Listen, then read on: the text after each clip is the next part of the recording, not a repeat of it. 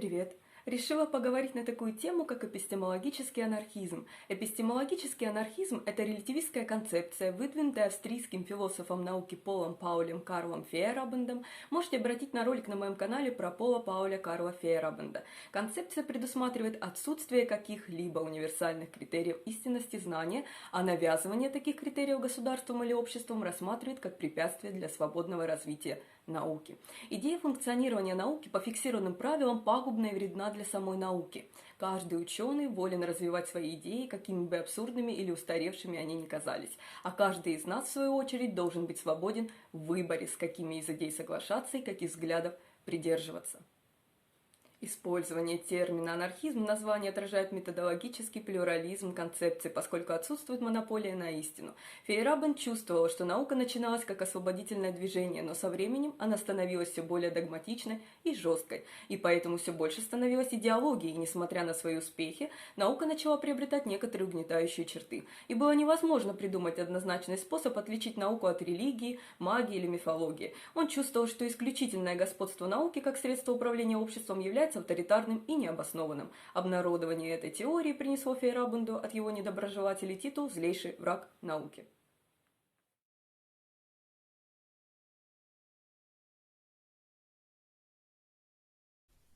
Концепция опирается на наблюдение о том, что не существует фиксированного научного метода, который соответствовал бы парадигме научного прогресса, научной революции. Радикальная критика рационалистической эмпирической историографии, данная историография, как правило, представляет героев научной революции как аккуратных и точных исследователей, полагающихся на эмпирические исследования, выражается в том, что Фейерабенд считал, что Галилей, например, полагался на риторику и эпистемологические уловки, чтобы поддержать свою доктрину гелиоцентризма, и что эстетические критерии личной прихоти и социальные факторы были гораздо более распространены в то время.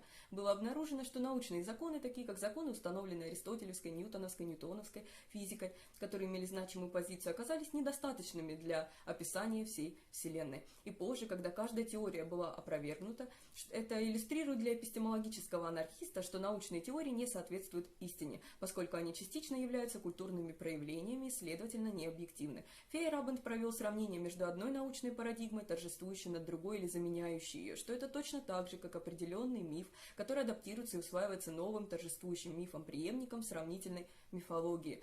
Фейерабенд вместе с Имре Лакатосом утверждал, что проблема разграничения между наукой и лженаукой на объективных основаниях неразрешима и, следовательно, фатальна для представлений о науке. Фейерабенд также отмечал, что успех науки обусловлен не только ее собственными методами, но и тем, что она опирается на знания из ненаучных источников. В свою очередь, для Фейерабенда представление о том, что в ненауке нет знаний, является удобной сказкой, которой придерживаются только догматики, искажающие историю научных убеждений для удобства. Например, Коперник находился под сильным влиянием Пифагора, чей взгляд на мир ранее был отвергнут как мистический и рациональный. Герметические труды сыграли важную роль в работах Коперника, а также Ньютона. Существуют довольно точные астрономические знания, которые восходят даже к каменному веку. Да современные знания, такие как севооборот, гибридные растения, химические, архитектурные достижения, еще не понятые пирамиды, все это примеры, которые угрожают представлению о том, что наука является единственным средством достижения знаний.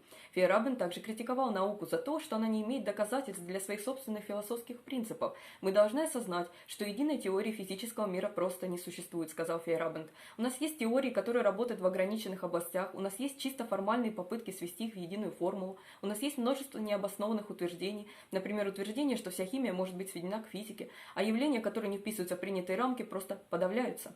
Более того, Фейерабенд считал, что выбор между конкурирующими научными отчетами осложняется.